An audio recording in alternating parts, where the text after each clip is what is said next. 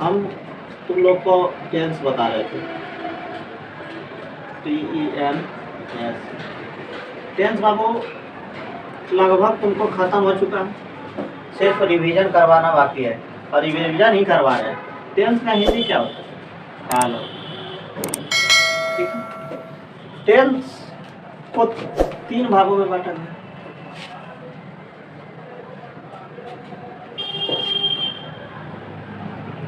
पहला present tense,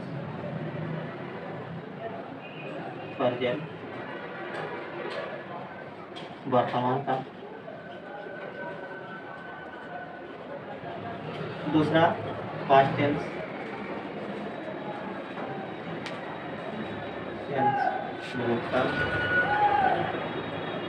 भूतकाल, और तीसरा फ्यूचर टेंस, फ्यूचर भविष्य काल। हम ये सब तुम लोगों को पहले पढ़ा चुके हैं, आज रिवीजन करवा देते हैं। देखो प्रेजेंट टेंस, तो प्रेजेंट टेंस होता कितने प्रकार है? और टेंस तो यहाँ 3 प्रकार का होता है, ठीक है, लेकिन प्रेजेंट टेंस बाबू 4 प्रकार। सबसे पहले बात किया जाए तो present indefinite, present INCEFINI indefinite. उसके बाद present continuous, PRESENT, present CONTINUE। उसके बाद present perfect, present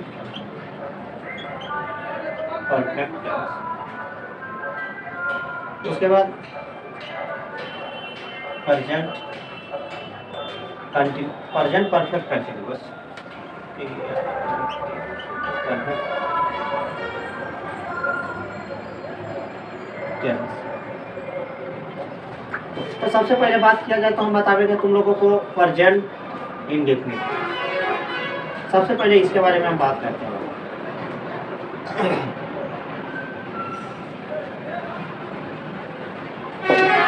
present indefinite क्या? तो सबसे पहले कैसे जानेंगे कि यह बात प्रेजेंट इंडेफिनिट टेंस का? तो सबसे पहले इसको पहचानना जरूरी है। इसका पहचान होता है अंत में, वाक्य के अंत में ता है, ती है, तेन लगा है। जैसे हम लोग दौड़ते हैं,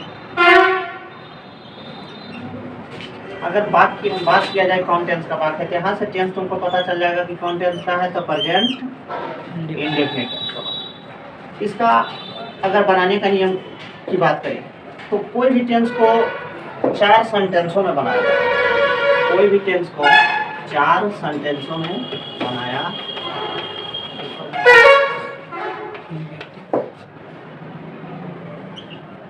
कोई भी टेंस को 4 सेंटेंस में बनाया जाता है। सबसे पहला बात किया जाए तो अफर्मेटिव,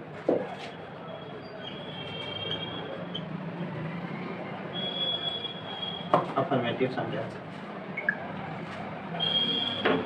दूसरा बात किया जाए तो निगेटिव सेंटेंस।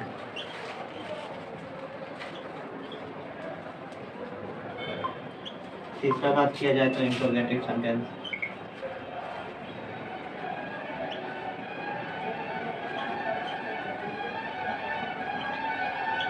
और चौथा बात किया जाए तो WH वर्ड।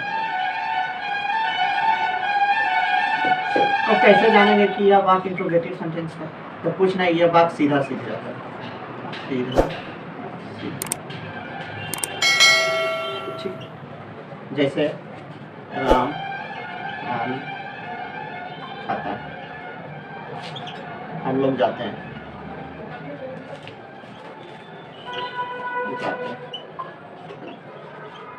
अगर इसका बनाने का नियम की बात किया जाए तो इसका बनाने का नियम होता है इस सब का सब्जेक्ट प्लस V1 या V5 प्लस ऑब्जेक्ट।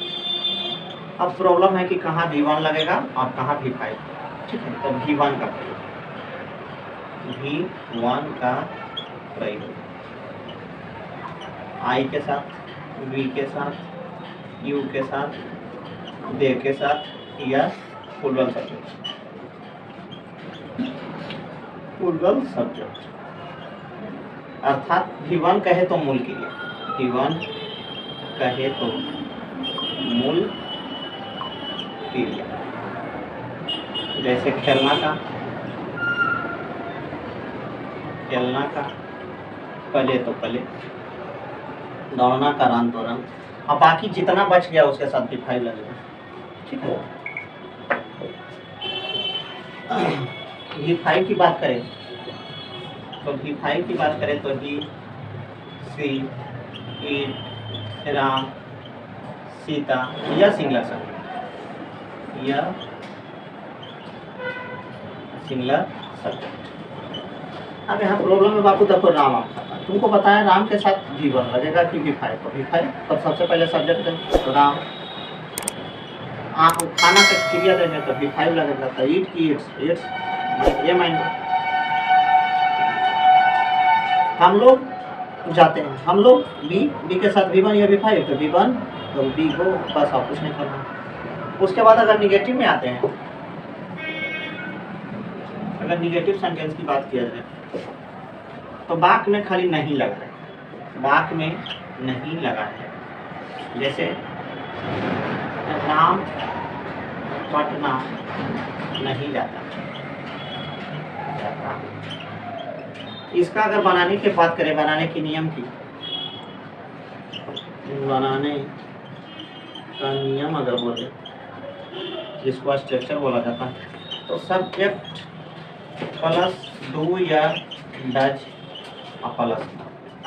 प्लस आने वाला क्रिया हमेशा V1 होता है। प्रॉब्लम डू कहाँ और डज कहाँ। तो डू बाबू जिसके साथ तुम V1 लगाता था, जिसके साथ V1 लगाता था, अर्थात बोले तो आई, डी, यू, दे या प्लूरल सब्जेक्ट, और V5 बोले तो जिसके साथ भी डज, जिसके साथ V5 लगाता। जैसे राम पटना नहीं जाता तो राम के साथ V5 लगता, तो अर्थात क्या हो जाएगा, does Ram does not go to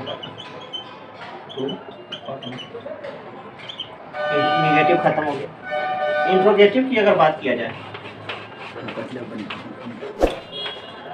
interrogative की बात किया जाए तो इसका पहचानना शुरू में क्या लगा जाएगा और लास्ट में साइन ऑफ इंटरजेक्शन, लास्ट अंत में। जैसे देखो, क्या वे लोग पढ़ते हैं।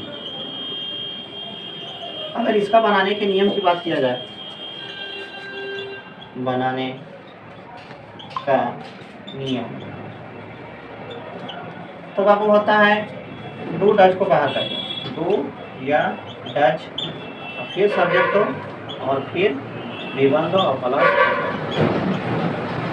तो देखो वे लोग अब तुमको बता दिए डू का या डज का, तो डू दे साइन ऑफ इंटररोगेशन नहीं छोड़, ये भी खत्म।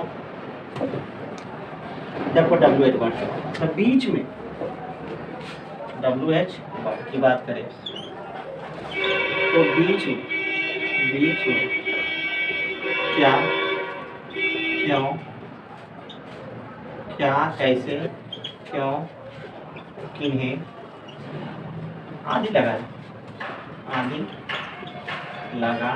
रहे।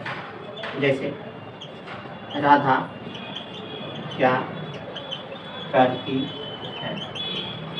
इसका बनाने का नियम अगर बात करें तो सबसे पहले WH वर्ड देना, WH वर्ड, और फिर डू या डज देना, और फिर सब्जेक्ट देना, और फिर अदर वर्ड रहेगा अंत में साइन ऑफ इंटरजेक्शन। तो क्या का राधा RADH, राधा के साथ डज वन टाइम डालना to first sign of interrogation बताते हैं। यहाँ तक कोई दिक्कत, किसी को कोई दिक्कत नहीं। अब इसमें जरा सा एक और सेंटेंस घुस आता है, अर्थात पूछता है जो जिस वाक्य में दो क्रिया रहती है, एक ही सेंटेंस में दो क्रिया, जिसको हम लोग दोहरी वर्ब भी कहते हैं या दोहरी क्रिया भी कहते हैं, दोहरी क्रिया। अगर इसकी बात किया जाए तो ये दो प्रकार का, दो टाइप का, जैसे एक होता है नो, के नो डब्ल्यू, नो मीन्स जानना, लर्न, LEARN सीखना, टीच मतलब सिखाना। ये सब अगर सेंटेंस में रहे और दो क्रिया रहे तो अपने बाद हाउ टू लेता है, और वन हाउ टू, वन चाहना, ट्राई कोशिश करना, वन ट्राई लाइक पसंद करना, वन ट्राई लाइक गो आना, जाना, कम आना। ये पांचों अपने बाद टू लेता है, बस आप कुछ नहीं, ठीक है। जैसे हम लोग पढ़ना जानते हैं, तो बाबू हम लोग पढ़ना अगर जानते हैं तो सबसे पहले हम लोग का जब भी, इसमें दो भाग, जानना भी और पढ़ना तो भी, सबसे पहले उसके बाद अंत वाला वर्ब को देना है, तभी नो, फिर नो दो, इसके साथ भी वन लगता है, और नो अपने बात कर लेती है, हाउ टू और हाउ टू, और उसके बाद पढ़ना के दे दो, पढ़ना के भी। ये हमेशा एग्जाम में ऐसे भी रहता है, ठीक है। डबल क्रिया वाला बात हमेशा एग्जाम में पूछते रहता है। जैसे हुआ तैरना पसंद करती है,